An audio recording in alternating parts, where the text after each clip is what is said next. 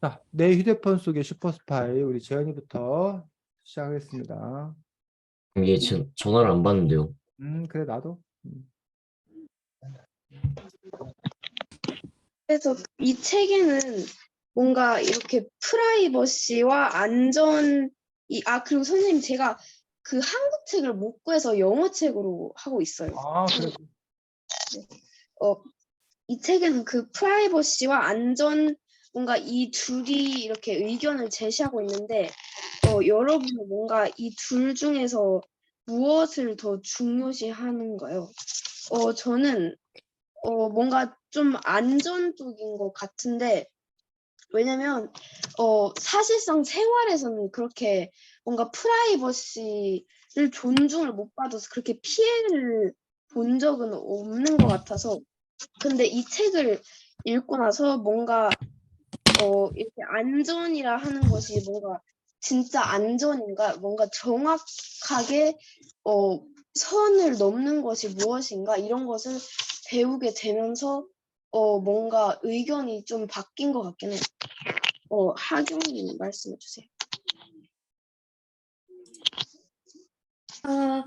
저는 저는 뭔가 저도 처음에는 그 재현 씨처럼 뭔가 되게 안전이 더 우선시 되었던 것 같은데 왜냐면 프라이버시가 노출이 된다 해도 안전하지 않은 것보단 낫지 않을까. 또 유출되면 얼마나 유출되고 피해를 직접적으로 받은 적은 없으니까 얼마나 피해를 받을까 안전을 지키는 게 먼저지라고 생각을 했는데 이 책에서 나온 뭔가 프라이버시를 침해당한 사례나 그런 되게 그런 여러 일들을 보고 나서 어쩌면 프라이버시도 안전만큼 중요할지 모르겠다라는 생각을 하게 된 것 같습니다.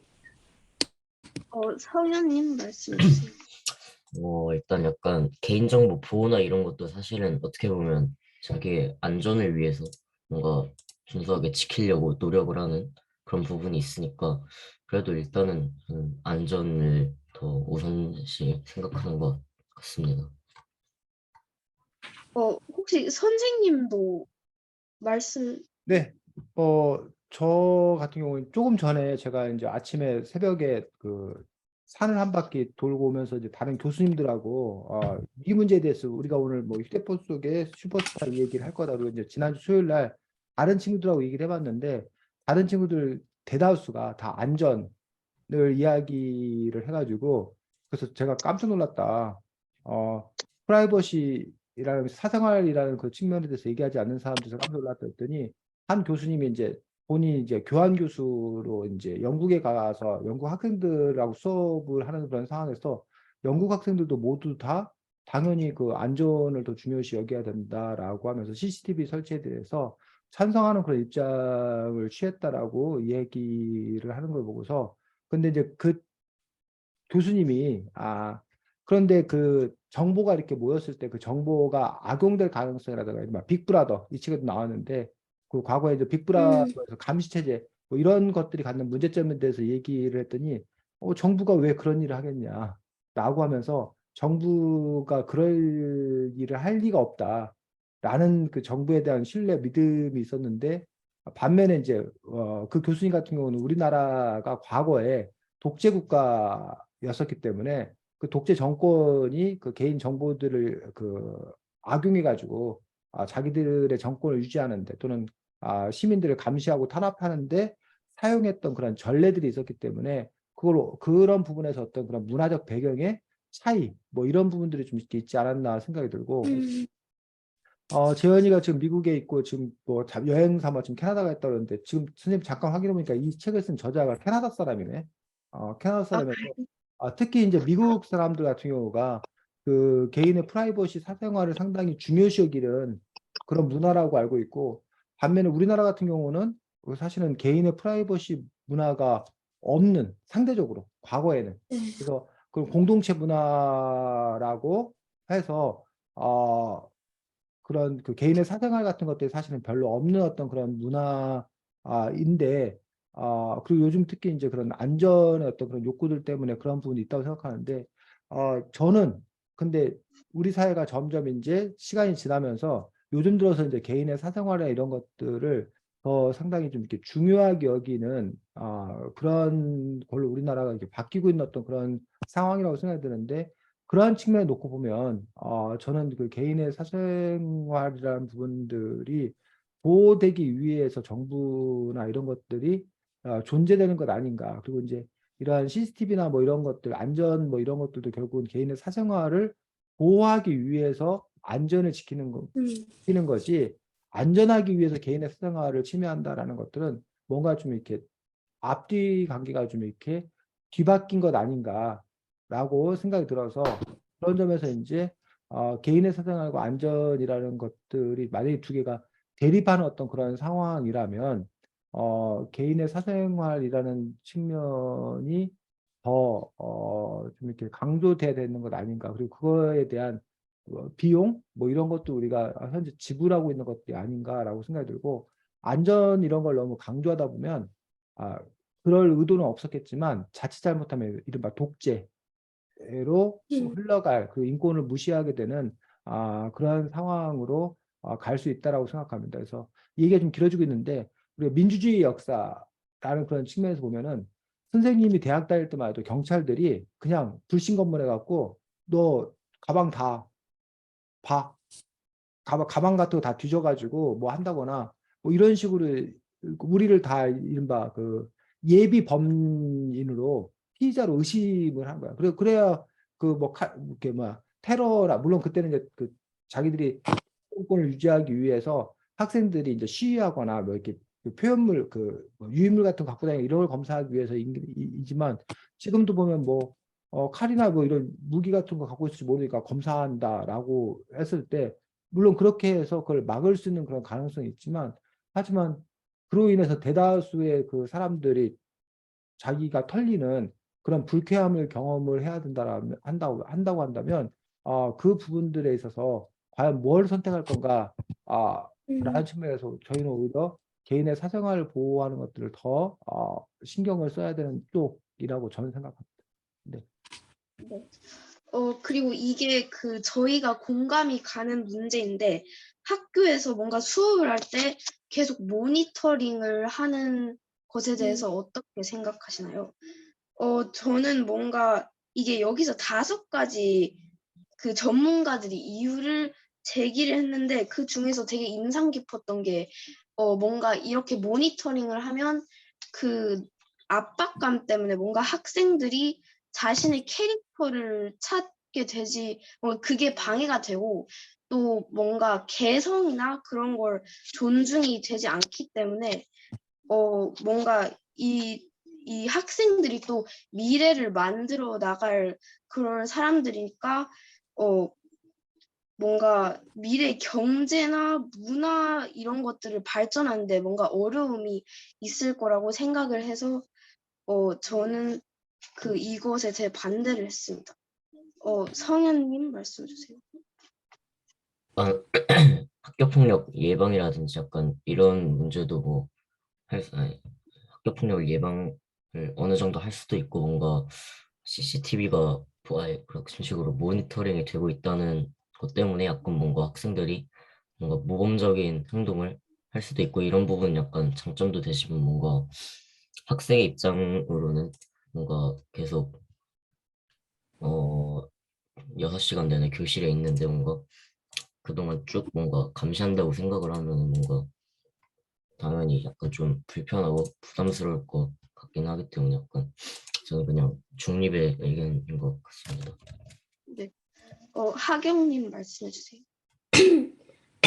저도 뭔가 사실 그런 CCTV가 학교폭력 예방에 도움이 되긴 하겠지만 사실 저는 그것도 처음 한 때라고 생각을 해서 왜냐면은 뭔가 저희도 뭔가 감시하는 걸 학교에서 해도 늘 며칠간은 그게 잘 유지가 되지만 결국은 원래로 돌아가게 되더라고요. 그리고 다른 학생들까지 뭔가 불편함을 느끼고 그리고 뭔가 수업에서 자신의 생각을 표현하는데 어려움이 있을 수도 있을 것 같아서 저는 꼭 학교 그 교실에서까지 뭐 복도는 위험한 사고가 많으니까 거긴 설치할 수 있다고 생각을 하는데 굳이 교실에서까지 모니터링을 할 필요가 있나? 약간 이런 생각이 들긴 해요. 네. 선생님 말씀 주세요. 네, 저도 뭐 반대하는 입장입니다. 그리고 이제 특히 이제 뭐 그 모든 걸 법으로 해결하려고 그러고 CCTV를 가리려고 하는 그 명백하게 가리려고 하는 어떤 그런 태도가 과연 우리 사회 속에서 이게 바람직한 건가라는 부분에서 좀 이렇게 의문을 품습니다. 물론 이제 아주 뭐 이렇게 음, 지나친 피해를 입힌다거나 그런 일들은 당연히 뭐 이렇게 처벌돼야 되는데 그것들을 처벌할 수 있는 방법이 과연 없는가? 현재도 그것들은 있지 않나라고 생각이 드는 거고 CCTV가 있다 하더라도 다른 또 교묘한 방법으로 그런 괴롭힘이나 이런 것들은 계속될 수밖에 없을 거다. 어차피 우리 사람들이 사는 어떤 그런 사회 속에서 갈등이 있는 것은 당연하고 그런 갈등을 해결하는 그런 방법들은 뭐 이렇게 서로 따뜻한 마음을 갖도록 서로 공동체성을 높이도록 하는 어떤 그런 긍정적인 프로그램에 의해서 가능하지 이렇게 부정적으로 감시나 처벌 이런 걸로 막는 데는 한계가 있지 않나라고 생각이 들기 때문에 그리고 오히려 이제 아까 그 재현이가 얘기했던 그 부분들 자꾸 누군가가 바라보고 있다라는 것들 그래서 그것들이 자기가 스스로 자제하고 뭐 하는 것들이 아니라 외부의 통제에 의해서만 길들이 훈련되어지는 그런 부분이 있다고 한다면 나중에 그런 외부의 통제가 없다고 했을 때 과연 그 사람이 자기를 스스로 이렇게 관리할 수 있는 어떤 그런 힘을 가질 수 있겠는 건가라는 부분들에서 의문을 갖기 때문에 뭐 찬성하지 않습니다. 오히려 그리고 제가 더 주목해서 본 부분이 있는데 여기에 보면 그 학생들의 동의를 구해야 된다. 교실에서 CCTV를 만약 설치하는 경우에 라는 그 부분에서 저는 상당히 많이 찔렸습니다. 아, 지금 여러분들이 수업하고 있는 장면이 다 기록이 되고 있고 그리고 그 유튜브에 그대로 올라가고 있는데 여러분들 부모님의 동의는 받았지만 여러분들의 동의를 받은 적이 한 번도 없기 때문에 그리고 여러분들도 그에 대해서 문제 제기하는 사람도 없었고 그러면서 이것도 그러면 그 찍히는 당사자인 여러분들의 동의를 받아야 하는 것인 건가? 라는 그런 부분들에 대해서 이러한 문제들에 대해서 저 역시 그 우리가 인권 감수성이라고 그러는데 그 부분들이 좀 떨어지고 있구나. 그 저는 이제 이게 뭐 이렇게 녹화를 하는 이유가 뭐 부모들이 알 권리라는 어떤 그런 측면들 또는 이제 빠진 학생들이 있었을 때 요거 보면서 뭐 그냥 한번 봤으면 좋겠다는 어떤 그런 의미들 또 하나는 뭐 이거 녹화 중이라고 그러면 여러분이 조금 더 긴장해서 잘할까 봐뭐 이런 정도의 어떤 그러한 부분들을 갖고 있는데 이렇게 내가 의도한 바가 선하니 좋은 목적을 갖고 하는 거니 별 문제 없다라는 어떤 그런 인식을 갖고 있는데 하지만 그거에 대해서 과연 이렇게 모두가 동의한 건가라는 부분에서 동의를 받는 그런 절차를 구해야 하는 건가 구하지 알아야 되는 건가 안 해도 되는 건가 이런 부분들에서 이 책을 읽으면서 좀 이렇게 문제 제기를 받았던 부분들이 있습니다. 네. 네, 전 여기까지 하겠습니다. 네, 수고했습니다. 다음 하경이. 네. 이 책에서는 뭔가 프라이버시에 대해서 되게 많이 나오는데 여기 이 책에서 가장 인상 깊었던 부분이 있다면 얘기해 주세요.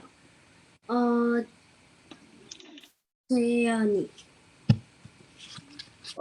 저는 아까 말했던 뭔가 그 첫 챕터에서 학생들을 약간 모니터링 그 전문가들의 의견이나 그런 것들이 나와서 되게 인상이 깊었던 것 같아요. 성현이.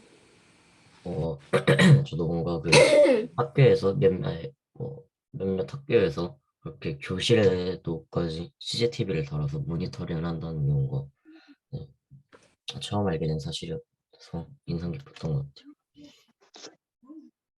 제할 수 있는 건가요? 시작에서 되게 평범하게 다룰 수 있는 문제들을 두 가지 시선에서 바라보고 있고요. 저도 뭔가 끝난 거죠. 제가 가장 인상 깊었던 부분도 많은 사람들이 얘기해 주었듯이 학교에서 그런 교실에서의 문제였던 것 같아요. 왜냐면은 사실 초등학교까지는 뭔가 되게 계속 선생님이 있으니까 뭔가 별로 일이 안 발생했는데 중학교가 되고 나서 쉬는 시간이나 쌤이 없으니까 이제 뭔가 그런 뭔가 애들이 장난이 좀 심해지는 경우가 있어서 CCTV의 문제에 대해서 심각하게 조금 생각을 해보게 된 것 같아요. 여기서 제 책으로는 96쪽에서 영수증이 말하는 진실, 그리고 그 마트에서 뭔가를 사고 무언가를 본 것으로 구매 기록으로 뭔가 추천해주는 서비스가 있는데 이 서비스에 대해서 어떻게 생각하는지 혹시 성현이 질문 질문 다시 한 번만. 대형 마트나 어떤 상점에서 보통 고객의 구매 기록을 파악해서 그것으로 상품을 추천하고 그리고 제품을 추천하고 뭔가 전단지를 보내는 경우가 많은데 이것에 대해서 어떻게 생각하는지 말해주세요. 약간 예를 들어서 뭐 인터넷 쇼핑몰이나 이런 데서 뭔가 자주 찾아봤던 뭔가 그런 상품들을 토대로 뭔가 추천 상품을 띄워주는 것 정도는 괜찮을 것 같은데 뭔가 집 주소까지 어떻게 해가지고 전단지를 약간 붙여준다거나 이런 식으로는 좀 뭔가 부담스러울 것 같습니다. 네. 재하. 음, 일단 마트가 살아남기 위해서 가장 필요한 전략이라 생각하고, 삭제를 계속 정보를 가지고 있지만 않는다면 문제될 것 같다고 생각해. 재한이. 저도 뭔가 그런 정보가 악용이 되지 않는다면 키워드나 뭔가 이렇게 사람이 조정하는 게 아니고 컴퓨터가 조정해서 이렇게 뭔가 쇼핑 그런 것들을 더 간편하게 만들어 주는 것들에는 뭔가 문제가 없다고 생각을 합니다. 저도 그냥 이것에 대해서 문제가 없다고 생각을 합니다. 왜냐하면 이것으로 인해 쇼핑이 더 편해질 수도 있고 제품을 추천해 기업도 더 많이 팔 수 있으니까 좋은데 이것이 나중에 개인정보 유출까지 이어지지 않도록 그 경계선을 잘 지키는 것이 우선시하다고 생각합니다. 그리고 124쪽에 그 FBI가 짝퉁 기사로 테러 협박법을 잡은 예시가 드러나 있는데 이것은 FBI가 그 고등학교 테러 협박법을 범을 쫓고 있을 때 가짜 기사를 심어서 이제 용의자가 미끼를 물게 만들어서 결국 잡힌 사건인데 여러분은 이 FBI의 이런 수사 작전이 뭔가 개인의 조금 비열하고 하면 안 되는 방식이었는지 아니면은 이런 범인을 잡기 위해서는 해도 되는 방식이었는지 얘기해 주세요. 재현이. 저 혹시 좀 나중에 해도 될까요? 네. 성현이. 그래도 약간 일단 범인을 잡는 게 뭔가 저는 우선시 돼야 된다고 생각을 하는데 그래도 뭔가 용의자라고 생각을 해서 뭔가 그런 식으로 해가지고 잡긴 잡았는데 뭐 나중에 사실 확인을 해보니까 범인은 아니었다거나 약간 이런 식의 상황이 된다면 네, 약간 그럴 땐 좀 문제가 될 수도 있다고 봅니다. 재하. 저는 그 용의자를 체포하는 것까지는 괜찮은데 약간 뭔가 그 증거 같은 게 없거나 그런 상황에서 체포하는 게 용의자의 권리 같은 걸 침해하는 것 같아요. 그러니까 모든 증거나 확신이 섰을 때 그걸 하는 게 채연이. 저도 비슷하게 뭔가 그런 기술로 도움을 받아서 뭔가 용의자가 누구인지 알아내는 것은 괜찮다고 생각을 하지만 그래도 뭔가 확신이 되지 않을 때는 그런 게 문제가 된다고 생각합니다. 저도 여러분들과 같게 뭔가 사실 이 방식을 굳이 쓰지 않았으면 좋겠지만 그냥 다른 방식으로 잡으면 좋겠지만 용의자가 확실할 때 그리고 더 이상 다른 방법으로는 잡을 도리가 없고 꼭 잡아야 했을 때 그런 상황에서만 쓴다면 나쁠 것이 없는데 이것이 너무 자주 일어나거나 정확하지 않을 때 일어나면 큰 문제가 발생할 수 있다고 생각했습니다. 선생님은요? 네, 저는 허용되어서는 안 된다고 생각합니다. 지금 당장에는 그 협박범, 테러범을 물론 잡아야 하고, 그리고 그걸 잡기 위한 선한 의도, 선한 목적을 갖고 하는 건 분명합니다. 근데 이것들이 허용이 되기 시작을 하면, 그러면 과연 이것들이 그 선한 의도로만 쓰일 거냐라는 부분들에서 보장하기가 좀 힘든 그런 문제가 있다고 생각합니다. 얼마든지 이것들이 악의적으로 사용될 그런 여지들이 있기 때문에 뭐 예를 들면 그 예전에 그 뭐 범인을 잡기 위해서 그 사람 집을 무단으로 들어가 가지고 뭐 그 증거를 찾는다던가 뭐 이런 방법들 아니면 뭐 고문을 통해서라도 그 그 사람에게서 정보를 캐내 가지고 뭘 더 큰 걸 막았다. 그러니 고문도 허용된다던가 이런 식의 논리로라고 한다면 여타로 이렇게 번지를 얻던 그런 부분이 상당히 크다고 생각합니다. 그래서 사실 어떻게 보면은 우리가 민주주의 역사라고 하는 그런 부분들은 목적도 중요하지만 방법도 중요해서 그래서 실제로 경찰이나 이런 그 수사관들이 수사하는 과정에서 이렇게 불법적으로 획득한 증거는 판결에서 재판의 증거로 쓸 수가 없습니다. 왜 그러면 그런 원칙을 세워놨는 건가라는 부분들에 대해서 그 수사 과정 이런 것들도 역시 정당해야만 한다. 그리고 아무리 피의자라 하지만 그 사람들의 인권도 존중해야 된다. 그래서 가끔 우리가 그게 너무 속 터집니다. 나쁜 짓을 한 놈이 분명한데 그 놈을 왜 벌 주지 않고 저놈을 왜 인간 대접을 해주느냐.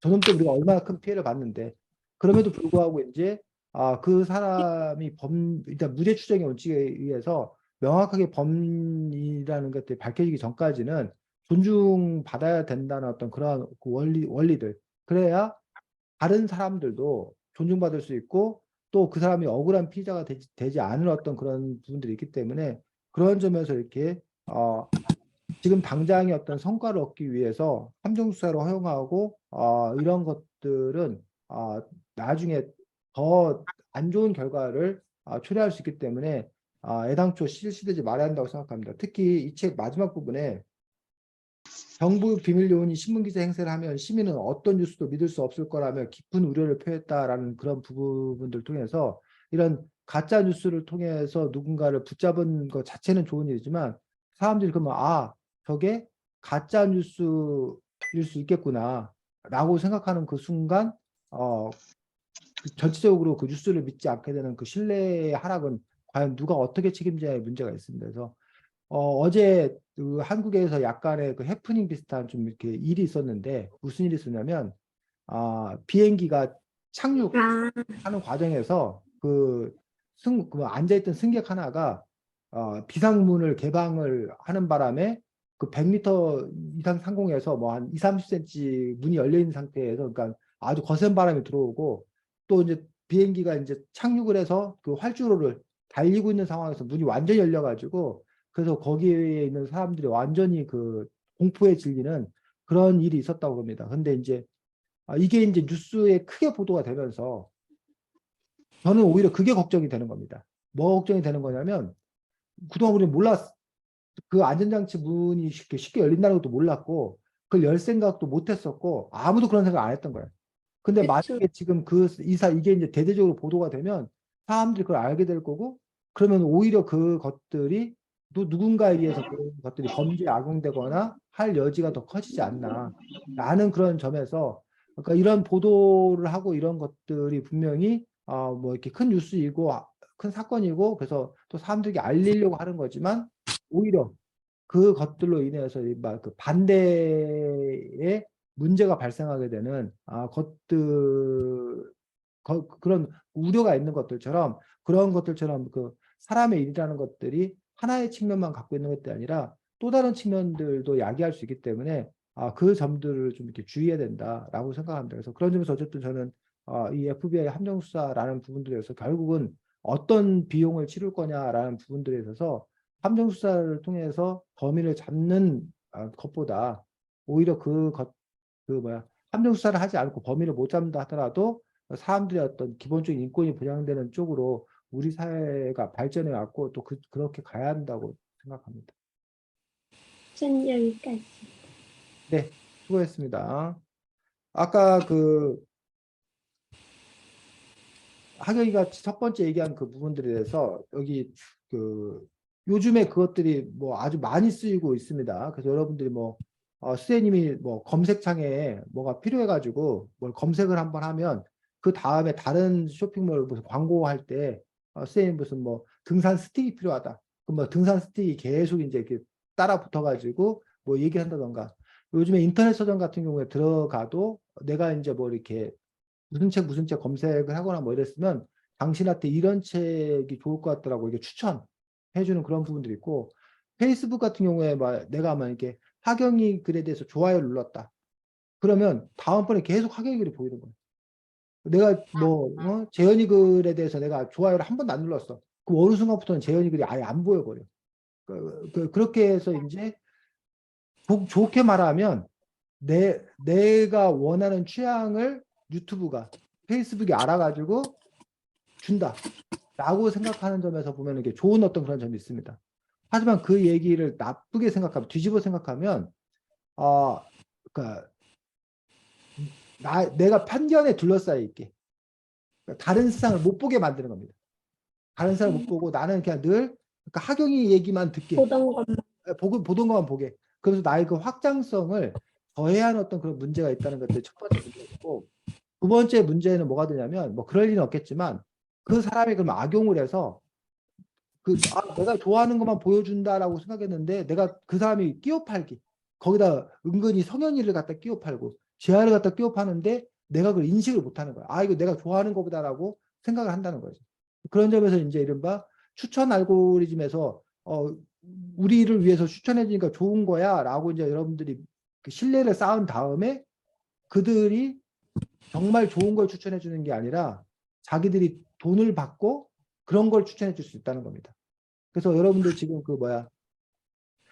배달의 민족이라든가 이런 거에 보면 네이버 블로그도 마찬가지고, 좋은 블로그들이 이렇게 상위에 노출되는데, 사실은 그것보다 더 높은 자리에 노출되는 것은 어떤 건지 알아? 네이버에 돈을 많이 낸 그 회사 거가 제일 먼저 노출이 돼.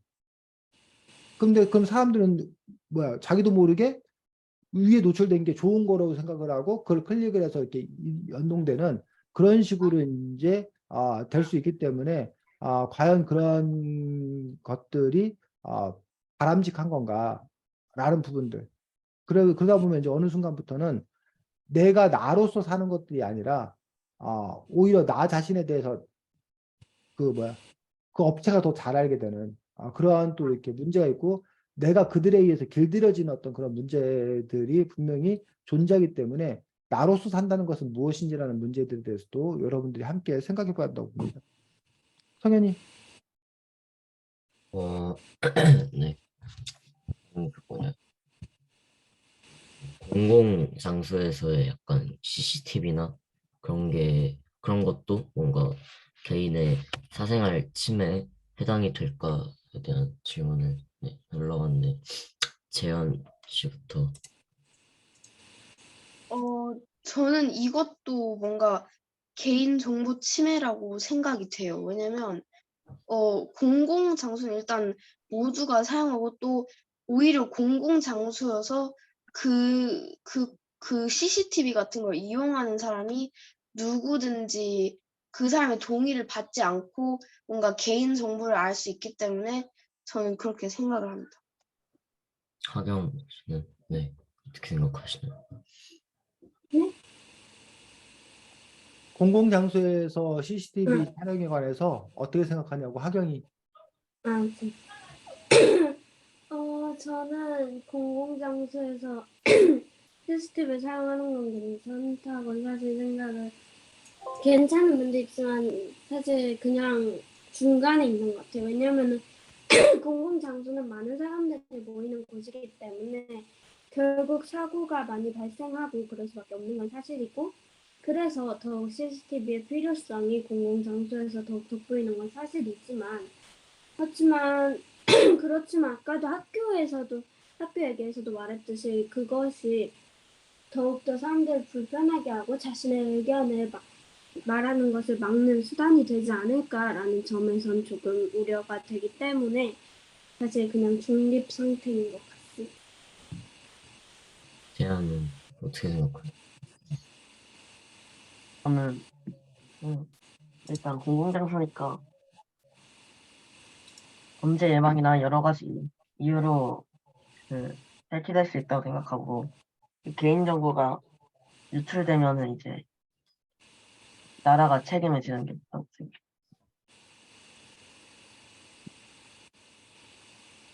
저 앞에서 그 질문 몇 개 해가지고 네, 여기까지만. 네, 수고했습니다. 공공장소의 CCTV 설치 문제들에 대해서 의견들 중에 이런 의견도 있습니다. 공공장소의 CCTV가 과연 범죄를 예방해 주는 거 맞냐? 물론 이제 그 심리적으로 범죄를 저지르는 사람이 CCTV가 있기 때문에 범죄를 저지를 것에 대해서 위축시키는 그런 효과가 있을 거다라는 그런 부분에서 효과가 있다고 주장하는 쪽과, 하지만 그렇다고 해서 예를 들면 뭐 재하가 소견이 한 대 때리고 싶은데 CCTV 있다고 안 때릴까? 그런 점에서 CCTV가 과연 역할을 할 수 있는가? 그럼 CCTV 역할은 그럼 뭐냐? 사후에 사건이 발생한 다음에 범인을 가려내고 그 범인을 벌 주기 위한 증거 확보용인 거지. CCTV 그 자체가 그 범죄를 예방하는 것은 아니다. 그렇기 때문에 CCTV가 아닌 실제로 그 범죄가 일어나지 않을 어떤 그런 방안을 찾는 것이 더 낫지. CCTV에 의존 설치해 놓고서 그 범죄가 줄어들 거다라고 믿는 것들은 그건 너무 사후의 압박문이라고 그러는데, 일이 터진 다음에 뭘 해결하겠다는 어떤 그런 발상이다. 그렇기 때문에 그건 별로 바람직하지 않다라고 주장하는 그런 사람들도 있는 것도 볼 수 있습니다. 그래서 요즘 CCTV가 특히 이제 문제가 되는 것들이 CCTV가 자꾸 진화하고 있다는 거예요. 예전에는 그냥 화면만 이렇게 비쳤어. 그러다가 요즘 CCTV는 이렇게 말도 해. 쌍방향 CCTV 혹시 들어봤어? 네. 옛날에 그 화면만 됐고 이제 소리도 녹음되고 CCTV에서 말을 해. 그리고 CCTV에서 이렇게 그 관제소 이렇게 보고 있다가 하경 씨 고개 드세요. 뭐 이런 식으로 이렇게 CCTV가 이제 그 사람 특정한 사람에게 말을 한다는 거야. 근데 요즘 CCTV에는 거기다가 인공지능까지 이제 결부가 돼가지고 CCTV가 그 사람을 특정할 수 있어. 그래서 이제 특히 이제 중국에서 그 이야기들 했었는데, 예를 들면 범인 리스트가 이렇게 있으면, 옛날에는 그 경찰관들이 그 범인들 리스트를 머릿속에 외워갖고 다니면서 아니면 무슨 현상수배범 이렇게 해서 포스터 붙여놓고 그 사람들이 저 사람 뭐 범인 것 같아, 그럼 신고해서 와서 잡고 그랬단 얘기야. 근데 이제는 CCTV가 인공지능을 갖추고 있어가지고 그 사람 얼굴을 알고 있는 거야. 그래가지고 그 화면에 비치는 그 사람들과 잘 갖고 있는 데이터를 계속 비교대조 하는 거야. 그래갖고 그 사람이 범죄자다, 이렇게 이제 특정할 수 있는 어떤 그런 부분들이 있는 그걸로 발달했고, 또 하나는 예를 들면 재현이가 이렇게 있는데, 재현이가 이렇게 재현이를 이렇게 찝으면 재현이가 이제 밖에 나와가지고 이게 쭉 간단 말이야. 그럼 도로에 그 CCTV가 있을 거 아니야. 그럼 도로에 CCTV가 재현이가 지금 이 지점을 통과했습니다. 그러다 쭉 가다가 뭐 공항에 도착했어. 그럼 공항에 있는 CCTV가 재현이가 공항에 왔습니다. 뭐 이런 식으로 특정 인물의 동선을 다 확보할 수 있는 거야. 그러니까 지금은 그거를 사람들이 일일이 작업을 했단 말이야. 무슨 사건이 벌어지면 야 무슨 차 추적해. 그러면 여기 CCTV 봐봐. 아 여기 통과했네. 그럼 그 다음 CCTV 가서 또 막 찾는 거야. 그렇게 해가지고 이제 이 사람이 어디를 갔다를 찾았는데 이제는 그걸 사람이 하는 게 아니라 아예 그냥 이렇게 그 CCTV 자체가 인공지능을 갖추고 있어서 그걸 할 수 있는 어떤 그런 기술적인 부분들까지 갔다는 얘기예요. 근데 그렇게 해서 그것들이 이제 이른바 선한 목적에 사용되면 좋으나 말 그대로 그것들이 이른바 감시 사회가 되어서 여러분의 일거수일투족이 다 알려지는. 근데 이미 사실 여러분의 일거수일투족은 다 알고 있습니다. 누가? 여러분의 일거수일투족을 누가 알고 있어? 구글이 알고 있습니다. 구글이. 물론 여러분이 어떤 핸드폰을 쓰는지 모르겠지만 뭐 보통 우리나라 그 갤럭시 뭐 이렇게 하면 구글 그 저기한테 있는 경우가 있어가지고 구글 계정에 돼 있어서 위치 이동 정보가 다 그 기록돼 돼 있어. 물론 여러분이 뭐 그거에 대해 동의합니까 뭐 합니까 그런데 그리고 그게 또 재밌어. 뭐 이렇게 알려줘. 당신이 올해 뭐 몇 킬로를 이동했고 뭐 방문한 도시는 몇 개고 그다음에 뭐 내가 그 사진을 이렇게 찍으면 자기가 알아서 알려줘. 당신이 뭐 서울에 가서 뭐 며칠 찍은 사진하고 뭐 다 모아줘. 얼마나 편리해. 근데 그 이면에는 나의 일거수일투족을 그 구글은 다 알고 있는 거야. 그런 점에서 물론 이제 뭐 내가 나쁜 짓 한 것도 없는데 내가 문제도 없는데 라고 하는 어떤 그런 점에서 그 문제 없다라고 생각하고 또 그런 그 정보가 쌓여서 그 교통 그런 대책을 세운다거나 아니면 뭐 사람들이 많이 이동하고 그런 상권 분석을 한다거나 그런 유용한 데이터로 쓰기 때문에 상당히 바람직하다, 좋다라는 그런 의견들을 갖고 있는 쪽과 또 한쪽에서는 우리 사람이라는 어떤 그런 존재가 이렇게 그 실험관 안에 들어있는 생쥐같이 끊임없이 그 과학자들이 그 생쥐를 모니터링 하잖아. 그런 통계를 내고 뭐 그런 건데 그럼 우리가 또 다른 그 생쥐가 되는 거 아니냐? 실험용 쥐가 되는 거 아니냐? 모니터링 끊임없이 당하는 게 그럼 그런 점에서 인간의 존엄성을 우리가 어디서 찾아볼 수 있는 건가라는 부분에서 이제 문제를 제기하는 그런 부분들이 있다는 거지. 그래서 이제 물론 이것들이 어디까지 과도하게 가느냐라는 부분에 따라서 달라지는 거의 달라지겠지만 어쨌든 우리가 따져봐야 될 어떤 건 논점들은 상당히 많은 부분인 것들을 볼 수가 있습니다. 자, 선생님, 저 화장실 좀 다녀올게요. 준비한 게 대충 앞에서 사람들이 다 해가지고. 그럼 없고. 네. 자, 그럼 여러분들 31쪽 아까 재현이가 얘기했던 부분들 같은데 31쪽 잠깐 보도록 하겠습니다.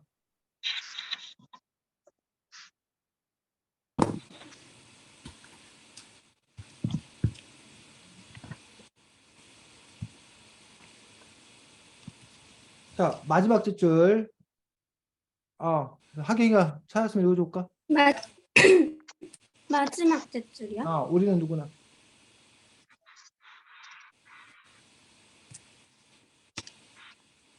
우리는 누구나 성장하면서 여러 가지 모험을 겪게 된다.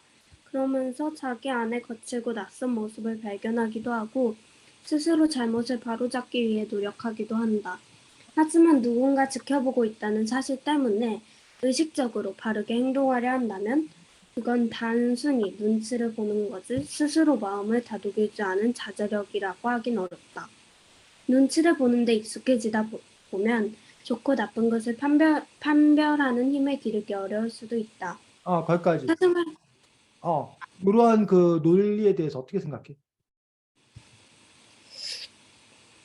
여기서의 논리는 결국은 자기 스스로의 판단력과 자제력을 자기 스스로 길러야 한다라는 그런 부분들과 또 하나는 그런데 이 CCTV는 외부의 힘에 강제되는 거기 때문에 그것은 진정한 자제력이라 보기 어렵다라는 어떤 그런 주장을 펼치는 거예요.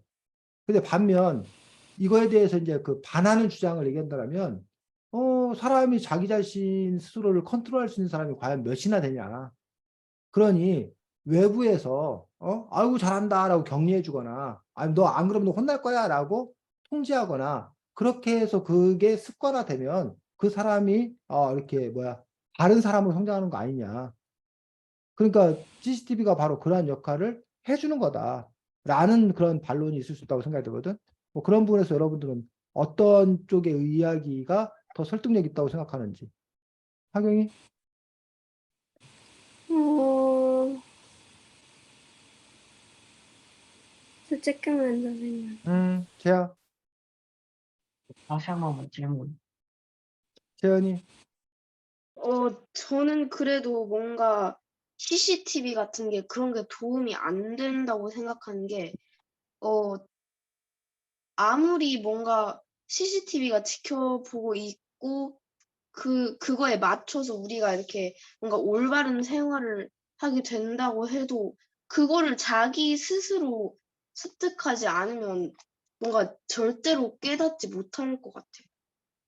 그래서 이 문제가 사실은 다른 거에도 똑같다는 거야. 예를 들면 일기 쓰기라는 분에서 어렸을 때부터 일기 쓰기를 시키고 검사를 해야 된다. 그래야 애들이 일기 쓰는 습관을 갖게 되고 그래야 일기를 잘 쓰게 된다. 그냥 애들한테 내버려 두면 일기 쓸 애 없다. 그런 좋은 습관을 어렸을 때부터 갖게 된다는 게 일기 쓰기 지도를 해야 된다는 검사를 했다는 사람들의 주장입니다. 반면에 그렇게 해서 일기 쓰기 해봤자 초등학교 6학년까지 일기 검사했는데 중학교 가서 일기 검사 안 해봐라. 중학교 가서 응. 일기 쓴 애가 몇 명이나 되냐. 어차피 일기 쓴 애 거의 없다. 그 이유가 결국 뭐냐. 억지로 시켰으니까 억지로 안 시키면 이제 안 하게 되는 거 아니냐. 그러니 그 자발적으로 하게 내버려 둬야 한다. 억지로 하게 된 일은 결국은 언젠가는 안 하게 될 거다라는 그런 또 다른 그런 반론을 제기를 하는 거란 얘기지. 그런 점에서 이제 교육이라는 부분에서 늘 커다랗게 부닥치는 두 가지 얘기입니다. 하나는 자기가 하고 싶을 때 하게 내버려 둬라. 자기가 스스로 하게끔 내버려 둬라. 그러면 언젠가 그 친구가 하고 싶을 때 정말 잘할 거다. 라는 쪽의 주장이 하나가 있습니다. 반면 또 하나는 사람이란 존재는 게으른 존재다. 사람이란 존재는 어떻게든 뭘 안 하려고 그러고 뭐 그런 존재다 대부분이. 그렇기 때문에 그 애를 억지로라도 뭘 시키고 뭘 하게 해야 그나마 하는 거지. 내버려 둬봐라. 저절로 알아서 한다? 그런 경우는 극히 드물다. 라는 그런 부분들의 어떤 그런 맥락들과 같은 것들을 갖고 있는 거지. 그래서 그런 점에서 우리 인간을 자율적인 존재로 볼 건가, 아니면 타율적 존재로 볼 건가. 물론 섞여 있을 거야. 그리고 사람마다 다를 거야. 근데 그 부분에서 이제 어느 쪽에 비중이 더 큰 건가라는 부분에 따라서 좀 다를 수 있다고 생각합니다. 자, 그 다음 것도 계속 읽어보겠습니다, 하경이. 네. 사생활 보호론자들은 학교가 CCTV 등 사생활의 자유를 침해할 수 있는 기술을 도입하려면 반드시 학생들의 의사를 확인해야 한다고 말한다. 만약 교무실에 CCTV를 설치해야 한다면 학교 측은 어떻게 할까? 개인정보보호법을 위반하지 않기 위해 교무실에서 일하는 선생님들에게 미리 동의를 구할 것이다. 그와 마찬가지로 학생들 역시 자신의 개인정보를 보호할 권리가 있다. 그들의 의견에 귀를 기울여야 한다. 학교는 미래의 시민을 키워내는 곳이니까. 이런 부분들에서 학생들의 동의가 필요하다라는 주장에 대해서 어떻게 생각해, 성현이? 네, 뭐 어느 정도는 당연히 필요하다고는 생각이 들어요. 당연히 학생들이 있는 교실에서 그런 거니까. 재야, 저도 CCTV가 학생 쓰는 데 있으면 필요하다 생각해요. 너네 학교에도 운동장이라든가 뭐 이런 몇몇 곳에는 그 CCTV 설치돼 있지 않아? 네, 그래서 여러분들 동의를 했어? 아니, 재하고 성현이 동의를 받았어? 아니요. 하경이 네. 어떻게 생각해, 이 문제에 대해서? 저도 학생들의 동의를 구해야 된다고 생각해요. 왜냐하면은 결국 자신이 가는 것을 찍고 그리고 자신이 나오는 것은 그것은 자신이 결정을 해야 하는 것인데 그냥 찍으면은 그런 자신의 권리나 그런 그거가 만약에 영상을 찍어서 유출이 되면 초상권 침해가 되는 것처럼 그런 CCTV도 동의를 구하지 않으면은 사실 문제가 결국은 발생하게 된다고 생각을 해요. 재현이. 저도 이게 뭔가 당연히 그래야 돼요. 왜냐면 이게 단순히 그냥 내가 누가 날 지켜보고 있다고 그냥 알려지면 뭔가 그것보다는 서로 얘기를 하고 이것이 무엇일까 이렇게 자기도 의미를 찾아가면 더 뭔가 뜻이 깊지 않을까라고 생각을 합니다. 그런데도 불구하고 우리는 지금 현재 누구도 학교 모르겠어. 여러분한테도 여러분도 동의를 했는데 여러분들이 동의한다는 것 자체를 뭐 잊어버렸는지 아니면 학부모들한테만 동의를 구하고 있는 건지 라는 점에서 우리가 한번 따져볼 필요가 있고 또 CCTV뿐만 아니라 요즘에 그 블랙박스 자동차들이 웬만한 자동차들 다 블랙박스가 설치돼 있잖아. 네. 여러분들 지나다닐 때마다 그 자동차들 서 있는데 지나다닐 때마다 여러분들 다 뭐 하고 있는 거야 지금? 찍히고 있는 거야. 근데 그거에 대해서 여러분들은 뭐 한 적이 없다는 얘기야. 반론을 동의할 적이 제기한 없는 적 거잖아. 그렇다고 그런 불특정 다수들한테 동의를 구할 수는 없어요. 없는 또 그런 문제가 있잖아. 그리고 우리 사회가 어쨌든 과거에 비해서 많이 이런 것들에 대해서 신경 쓴다는 게 요즘 TV 뉴스 같은 거 보면 모자이크 처리된 게 되게 많이 나와. 네. 예능 같은 경우도 옛날에는 그냥 그 무슨 TV 예능에서 뭐 그 가 찍어서 그럼 지나다니는 사람들 뭐 하는 사람들 그냥 그대로 다 노출됐다는 얘기야. 근데 요즘에는 그 사람들한테 가서 지나다니는 사람들 이런 사람들한테 뭐 한다는 거야. 나와도 되는지 동의를 구하고 만약에 싫은 사람이 있으면 그 다 모자이크 처리해야 된다는 거야. 안 그러면 그 초상권 침해 소송을 당하는 부분이 있는 거지. 그러면 방송국 입장에서는 그거 일일이 그 사람들한테 가서 그 동의를 구해야 되는 사람이 하나가 또 있어야 되잖아. 또 네. 모자이크 또 처리를 하는데 또 그만큼 시간이 많이 노력이 들잖아. 그런 네. 점에서 보면 상당히 뭐해? 불편한 거지. 옛날에는 그냥 찍으면 됐었는데.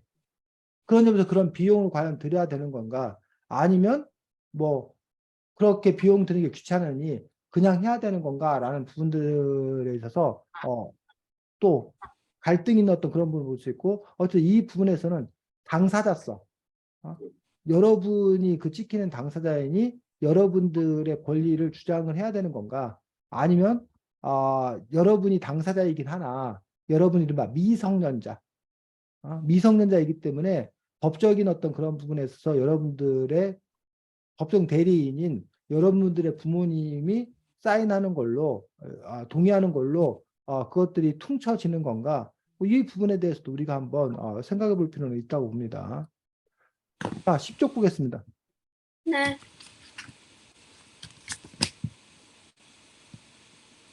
10쪽과 그 11쪽에 나오는 그림도 나오는데 이게 뭐야? 11쪽에 나오는 그림이 파놉티콘이라는 건데 이 파놉티콘이라는 그 용어가 여러분들 그 앞으로 사회과학 쪽 이쪽 관련된 책에 여러 번 그 나오는 그런 부분들이 있기 때문에 이 단어는 여러분들이 알아둬야 될 그런 단어이고 자 10쪽의 밑에서 두 번째 문단 18세기 철학자 성현이가 읽어보겠습니다. 18세기 철학자 제러미 벤담은 이러한 인간의 속성을 일찍이 간파하고 1791년에 자신이 생각하기에 가장 이상적인 교도소의 모델을 세상에 선보였다. 파놉티콘이라고 이름 붙인 이 교도소는 가운데 탑이 서 있고 바깥쪽 건물이 그 탑을 둥글게 둘러싼 모양이다.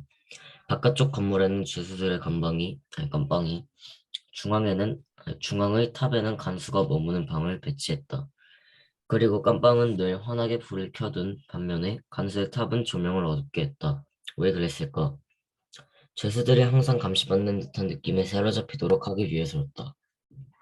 간수의 눈길이 언제 자기 쪽으로 향할지 몰라서 늘 신경을 곤두세우고 행동거지를 조심하는 수밖에 없다. 한마디로 24시간 내내 감시하는 효과를 얻을 수 있는 셈이다. 이렇게 하면 파놉티콘의 죄수들은 자이든 타이든 모범수가 될 수밖에 없을 터이다.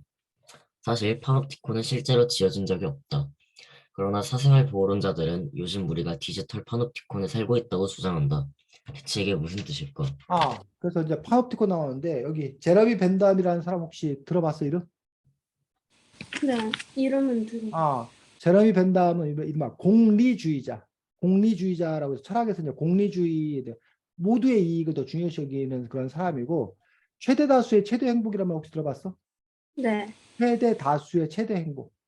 네. 그래서 다수의 행복을 원하는 쪽으로 발전돼야 된다라고 주장했던 철학자 이 제러미 벤담이라는 사람인데, 이 사람이 그 만들어낸 이 파놉티콘, 이른바 다른 사람들이 뭐하고 있을 때, 감시하고 있을 때, 다른 사람들이 쳐다보고 있을 때 사람들은 다르게 행동하려고 하는 그런 경향들을 가지고 있다라는 부분들이.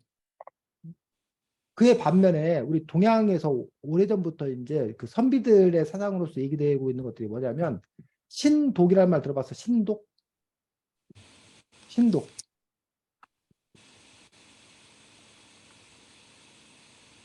그리고 아니, 그 신독이라는 말이 그게 뭐냐면, 혼자 있을 때도 흐트러짐이 없어라. 그 진정한 선비라고 한다면 다른 사람이 있을 때 뭐 잘하고 이게 아니라 늘 바른 자세를 유지하는 어떤 자기 절제 능력, 이거야말로 군자라고 얘기할 수 있고 진정한 선비라고 얘기할 수 있다는 어떤 그런 부분이라는 거지. 결국은 이 신독이라는 것과 여기 나온 이 파놉티콘이라고 하는 부분들이 아까 우리가 얘기했던 CCTV가 늘 뭐하고 있다? 보고 있다. 그러니까 네가 그러면 그 사람이 행동을 잘할 거다. 라고 얘기했던 것도 이 파놉티콘이라는 거예요. 반면에 그렇게 해갖고는 안 된다. 자발적으로 자기가 올바르게 살려고 노력을 해야 된다. 그것들이 이제 우리가 흔히 말하는 그 신독의 어떤 그런 부분을 이른바 교육하고 스스로 깨닫고 해서 그 문제들을 해결해 가야 된다라고 이야기하고 있는 거예요. 근데 만약에 이런 그 파놉티콘이 있다고 생각하면 과연 이 교도소에서 그 다 모험수가 될까? 어떻게 생각해? 여러분 생각에는? 다 모범 수가 되진 않을 것 같아요. 왜? 왜냐면은 음. 현재도 뭔가 사실 감시를 안 하고 있는 게 아니잖아요. 계속해서 감시를 하고 있고 계속해서 보고 있는데도 모두가 모범수가 아니고 결국은 이렇게 감시를 한다 한들 더 교모한 방법이나 아니면은 그냥 처음에는 잘하겠지만 시간이 지나면 결국 지쳐가지고 원래 상태로 되돌아오지 않을까라는 생각이 들긴 해요. 재현이는 어때? 어떻게 생각해? 저도 비슷하게 뭔가 이게 진짜로 이 순간을 뭔가 피하려고 하지, 진짜로 이렇게 교육을 시키는 방법은 아닌 것 같아요. 그래서 이런 파놉티콘이라는 부분들이 초기에는 분명히 효과가 있을지언정, 하지만 이것들이 장기적으로 봤을 때 과연 효과가 있을 건가라는 그런 부분들, 그리고 그 사람이라는 것들이 어쨌든 욕망을 지니고 있는 그런 존재들, 그리고 선생님이 뭐 그런 얘기인데, 사람은 누구나 동굴 속에 숨고 싶은 순간이 있다는 거야, 혼자. 그리고 그런 시간이 또 필요하다는 거야. 근데 만약에 이렇게 24시간 내내 누군가의 시선이 계속 자기를 바라보고 있다고 한다면 쌤 생각에 정신병 걸릴 것 같아. 그 사람이 계속 긴장해야 된다면 그 노이로제 걸린다고 그러지. 그 노이로제 걸릴 수 있는 그런 부분들. 그래서 그 많은 사람들 눈길에서 벗어나서 그냥 홀로 있고 싶어하는 어떤 그런 욕망. 그게 뭐 꼭 무슨 나쁜 짓을 하고 뭐 이상한 짓을 하려고 해서가 아니라 그런 게 어떤 인간의 어떤 그런 본성적인 그런 측면이 있는데, 모든 걸 이렇게 들여다보려고 하는 것들 자체, 그런 시도 자체가 그 사회를 오히려 병들게 하는 것 아닌가라고 주장하는 그런 사람들도 있다라는 거예요. 근데 이제 또 한편에서는 이런 얘기를 해. 뭐 어제도 그 뉴스에 나왔던데, 외국 사람들이 한국에 와서 놀라는 것 해가지고 카페에서 스마트폰이나 노트북 그냥 놓고서 뭐 담배 피러도 나가고 화장실도 갔다 오고, 그게 외국에서는 상상도 못하는 어떤 그런 일이라는 거야. 근데 한국에서는 그것이 허용이 된다. 그럼 왜 그게 한국에서 그게 허용이 되는 건가라는 부분들. 왜 그게 가능하다는 거야? 시간이 좋아서, 자, 뭐라고? 시간이 좋아서. 시안이 좋아서? 왜 한국 사람들은 그 스마트폰이나 이런 것들 스카페에 놓고 가도 왜 그걸 가져가는 사람이 없는데 왜 외국에서는 그걸 가져가냐고. 외국 사람들은. 그 차이가 뭐냐고 도대체. 우리가 분석해 볼 수 있는 1번. 한국 사람들은 마음이 착해갖고 외국 사람들은 도둑놈이어서 그래가지고 그렇다. 과연 그럴까? 라는 부분에서 우리가 한번 생각해 봐야 되고 그런 민족성, 국민성의 어떤 그런 차이가 있는 건가 첫 번째. 두 번째로는 한국에는 CCTV가 잘 돼 있어가지고 그거 어차피 훔쳐가도 뭐한다 나중에. 잡혀요. 그러니까는 훔쳐가도 나중에 잡히기 때문에 나중에 잡혀갖고 치르는 비용이 더 크기 때문에 애당초 훔쳐갈 생각을 하지 않는다. 라고도 해석할 수 있잖아. 그게 이제 우리가 제아가 말했던 치안이 잘 돼 있어서라고 하는 그런 측면에서 분석할 수 있다는 거야. 근데 또 다른 분석은 이렇게 볼 수 있다는 거야. 한국 사람들이 먹고 살만해져서. 그러니까 선생님 생각하기에 과연 한국이 선생님 어렸을 때도 과연 그랬냐? 안 그랬어. 선생님 어렸을 때도 뭐야? 어렸을 때는 도둑도 많았어. 소매치기도 많았어. 근데 요즘 소매치기가 거의 사라지고 소매치기가 뭔지는 알아, 너희들? 네. 남의 지갑 슬쩍 가져가고 이게 소매치기거든? 근데 요즘 소매치기가 거의 사라졌다는 거야. 그 이유가 뭐야? 굳이 그러지 않아도 먹고 살 수 있어서. 사람들이 먹고 살 수 있어도 있지만 요즘 사람들이 현금을 안 들고 다녀서. 돈을 안 들고 다니니까 뭐 소매치기에서 훔칠 것도 없다는 거야. 대신 과거에 없었던 새로운 범죄가 생겨났지. 뭐 보이스피싱 이런 거. 과거에는 없던 범죄거든. 그러니까 그런 점에서 보면은 범죄가 특정 부분, 소매치기라든가 이런 절도라든가 이런 거에 대한 범죄는 줄어들었어. 하지만 보이스피싱이라든가 이런 다른 범죄가 더 늘어난 거야. 그럼 전체 범죄의 총량은 과연 과거에 비해서 현재에 더 줄어들었는 건가라는 부분에서 그렇지 않다라는 거야. 어찌 보면 그냥 범죄의 양상만 달라졌다는 거야. 범죄의 형태만 달라졌다는 거야. 그렇게 놓고 봤을 때 과연 이런 CCTV나 이런 부분들이 CCTV로 인해서 그 예방되는 그런 범죄는 분명히 줄어들겠지. 그래서 여러분들이 그 풍선 효과라고 알아? 풍선 효과. 들어는 봤어요. 그거는 봤습니다. 풍선이 이렇게 있는데 풍선이 여기를 밟았어. 그럼 여기가 들어가겠지. 네. 여기가 들어가는데 네. 어떻게 된다는 거야? 문제는. 다른 쪽이. 네. 눈이 튀어나오겠지. 결국 똑같은. 똑같은 거야, 그냥. 왼쪽을 눌렀더니 오른쪽이 튀어나가는 거라는 게. 다시 그럼 오른쪽 누르면 왼쪽이 튀어나온 거고. 이렇게 봤을 때, 별반 차이가 없는 어떤 그런 부분들처럼, 과연 그것들이, CCTV 도입이, 어떤 효과를 갖는 건가라는 부분들에 대해서 우리가 그 한 측면만 보느냐 아니면 여러 방면을 보느냐에 따라서 좀, 다르게, 이렇게 볼 수 있는, 것들을 볼 수 있습니다. 그래서 요즘 여러분들 같은 경우 학원 같은 거 갈 때 그 태그 되지. 그 네. 너네 학원 뭐 그 도착했습니다 하고 부모님한테 문자 가고 뭐 이런 것들. 이런 네. 것들도 이제 아이가 그 땡땡이 안 치고 또 아이가 지금 학원에 제대로 도착했나 안 도착했나 부모님들이 불안한데 안심할 수 있게 되어서 참 뭐하다? 좋은 서비스다. 라고 주장하는 어떤 그런 부분들도 있는 거고. 하지만 그 이야기들은 이 책에 따르면 그 학생의 자율성이라든가 신뢰 관계를 기반으로 한 것들이 사라져버린 거예요. 44쪽 보겠습니다. 44쪽이요. 44쪽에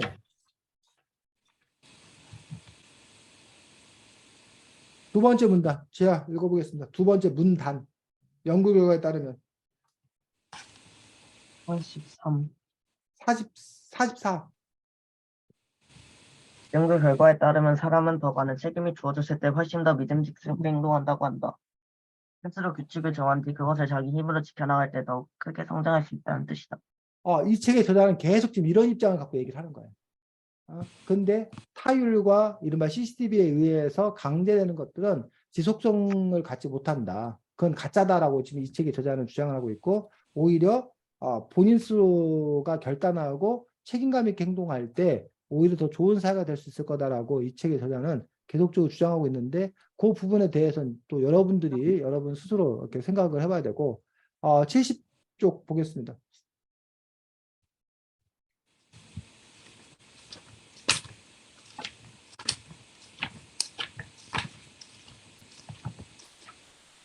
네. 자, 사생활에 대해서 설명 나와 있는 부분들이 있는데, 하경 읽어보겠습니다. 70쪽. 사생활의 개념은요? 아, 사생활의 개념을 최초로 심도 있게 다룬 사람은 미국의 법률가 루이스 브랜다이스와 세뮤얼 워런이다. 그 박스 읽어줘. 말풍선. 이 친구, 사람마다 사적 영역이란 게 있다는 생각을 한 번이라도 해봤어? 누구나 다른 사람과 공유하고 싶지 않은 내면의 영역이 있기 마련이잖아. 단짝하고만 은밀히 나누고 싶은 비밀도 있고 모든 친구한테 털어놓아도 상관없는 얘기도 있대.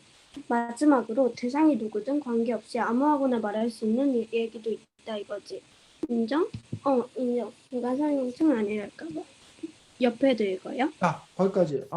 그래서 지금 여기서 그 이른바 사생활의 영역이라는 그런 부분들이 있는데, 하경이가 느끼는 사생활의 영역. 하경이는 뭐가 사생활이라고 생각해? 너의 사생활이 있어? 하경아? 그렇지 않을까요? 왜냐면은 음. 사생활이라는 거는 뭔가 저는 사생활은 뭔가 자신이 다른 사람들한테 보이지 않고 싶은 영역이나 조금의 사람들한테만 보이고 싶은 영역이라고 생각을 해요. 엄마가 너가 사생활 있다고 하면 되게 섭섭해하지 않을까? 우리 하경이가 엄마가 모르는 게 있을 수 있어? 막 이러면서. 근데 어. 엄마가 모르는 사생활은 없어요. 그럼 너 사생활이 없는 거지. 그러니까 뭔가 밖에서 사회에서 사람들을 만날 때 모든 사람에게 밝히고 싶지는 않은 영역이 근데 엄마와 딸 사이에는 또는 부부 사이에는 사생활이라는 게 없을까? 있겠죠. 근데 너는 없다며 지금. 엄마하고 너 사이는 없다며. 앞으로는 생길까? 재현이는 찾아보면 어. 않을까요? 뭐라고 하경아? 찾아보면 있지 않을까요? 사장님 있지 않을까? 재현이는 어때? 재현이 너의 사생활이라는 게 있어? 네, 저도 그래도 모든 뭔가 가족이나 친구나 그런 관계에는 그래도 사생활이 있지 않을까요? 아니 네 건데 뭘 있지 않을 거라고 네가 누구한테 물어봐. 너는 있냐고. 너의 사생활이 있냐고. 있어요. 있어? 네. 성현이는 어때? 어, 너에게 사생활이 있는 것 같아? 좀 그냥 보통 친구들이랑 놀면서 그냥 다 까는 편이라서 별로 없는 것 같은데. 다 까는 편이라서. 재하는 저도 없는 것 같은데. 근데 사생활이 그러면 뭐 보호해야 된다. 내가 사생활에 침해받고 있어서 불쾌하다. 이런 감정을 가진 적도 별로 없겠네. 특별히 그러면. 네. 재현이는 있고? 그렇게 뭔가 불쾌하거나 그런 건 없었어요. 뭐 이 부분에 대해서는 여러분들이 두 가지로 해석할 수 있는데 1번 여러분들이 아직 어려서 사춘기나 이런 것들이 아직 도달하지 않아서 아니면 독립적인 생활에 대한 어떤 욕망 욕구가 크지 않아서 아직 사생활이라는 개념이 성립되지 않았다라고 볼 수도 있는 거고 두 번째는 여러분들이 워낙 그 공동체 생활을 즐기는 사람들이라서 특별히 사생활에 대한 어떤 그런 필요성을 느끼지 못하는 거지. 그래서 그런 점에서 이제 우리 한국 사회가 그동안은 뭐 부모 자식 간의 사생활 어디가 있어 또는 부부 간의 사생활 어디가 있어 라고 얘기하는 어떤 그런 측면이 있었다면 최근 들어서 우리 한국 사회 같은 경우에도 이른바 성현이 네 스마트폰을 엄마 아빠가 마음대로 볼 수 있어 없어? 성현아 네 핸드폰 부모가 보자 그러면 너 보여줘 아니면 안 보여줘? 보여지진 않죠. 그럼 네 사생활이 있는 거네. 그런 게 네 사생활인 거야 사실은. 근데 스마트폰을 누군가에게 보여주고 싶지 않다. 라고 한다던가 뭐 여러분들 뭐 일기 쓰고 있는데 내가 어느 순간부터는 엄마 아빠한테 내 일기 뭐 한다던가 못 보게 한다던가 아니면 내가 친구를 누굴 사귈 건지 라는 부분에서 부모가 굳이 그 모든 걸 다 알려고 하는 것들에 대해서 싫다던가 이런 거 하나하나가 다 뭐일 수 있다는 거야. 사생활이 있다는 거야. 또 반대로 성현이가 친구에 대해서 다 깐다고 그랬는데 친구가 너의 집안일을 물어봤을 때 너가 나 얘기하고 싶지 않다 너한테 우리 집안 얘기를 너한테 얘기하고 싶지 않다 그럼 그것도 너의 뭐가 되는 거야? 사생활적 영역이 되는 거지. 그런 점에서 이제 보면은 우리가 그 생활이나 어떤 그런 영역이라는 부분에서 뭐 그걸 갖고 뭐 어쨌든 얘기 안 해 뭐 이런 식으로 얘기하는데 그렇지 않고 어쨌든 간에 남한테 얘기하기 꺼려지는 어떤 그런 부분들 아니면 그것들이 꼭 그 이야기가 아니라 공간이에요, 공간. 이 공간은 다른 사람한테 뭐야? 오픈하고 싶지 않은 거예요. 그것들이 방일 수도 있고 아니면 그냥 내 책상 서랍 하나. 그 책상 서랍 그 한 공간만은 다른 사람한테 뭐 하고 싶지 않은 거야. 내보이고 싶지 않은 거야. 거기에는 나만의 뭐를 두고 싶은 어떤 그런 부분들이 있는 거야. 아니면 컴퓨터, 여러분이 쓰는 컴퓨터에 어떤 폴더 하나에 내가 뭐를 그냥 이렇게 거기다 뭘 저장해 놨어. 그 암호로 걸어놨어. 남들이 이걸 남들한테 이걸 보이기가 뭐 하는 거야? 싫은 거야. 그것들이 뭐 꼭 나쁜 내용이라서가 아니라 무슨 내용이든 간에 내 감정을 담은 어떤 그런 내용이든 뭐든 간에 그럼 그것들도 역시 뭐야? 사생활에 있는 어떤 그런 공간이라고 말할 수가 있는 거지. 그래서 그런 점에서 그러한 공간을 얼마만큼 확보해야 되나 그리고 그런 공간들에 대해서 우리가 얼마나 또 존중해 줘야 되나 이런 문제에 대해서 여러분들이 생각해 볼 필요가 있다고 봅니다. 자, 다음 주에는 여러분들이 우리 예전에 한번 썼었는데 역시 찬반 논술로 다시 한번 쓰도록 하겠습니다. 그래서 주제가 뭐? CCTV. CCTV를 확대 설치해야 하나라는 어떤 그런 부분에서 지금 현재보다 더 많은 CCTV를 확대 설치해야 한다라고 주장하는 사람도 있습니다. 그래서 여러분들이 CCTV 확대 설치하는 것에 대해서 찬성, 즉 CCTV가 곳곳에 설치되었을 때 어떤 긍정적인 기여, 어떤 좋은 점이 있는지에 대해서 여러분들이 찬성론자 입장에서도 좋고 나는 현재 있는 CCTV가 더 확대 설치되는 것에 반대한다.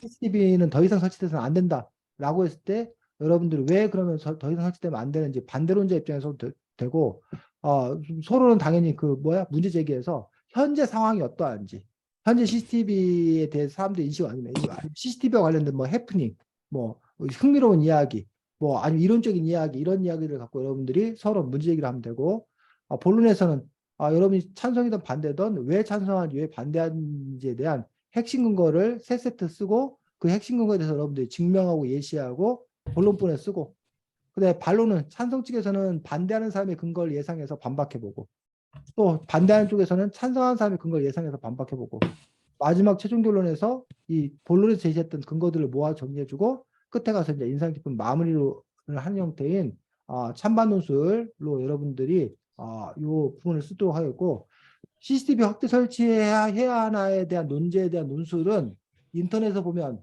많다, 적다? 많다. 엄청 많다. 그럼 그거 보고 쓰면 된다, 안 된다? 안 된다. 안 된다. 된다. 된다. 여러분들이 그거 보고서 다른 사람들은 어떻게 썼는지 열심히 보고 뭐 하라고? 배우라고.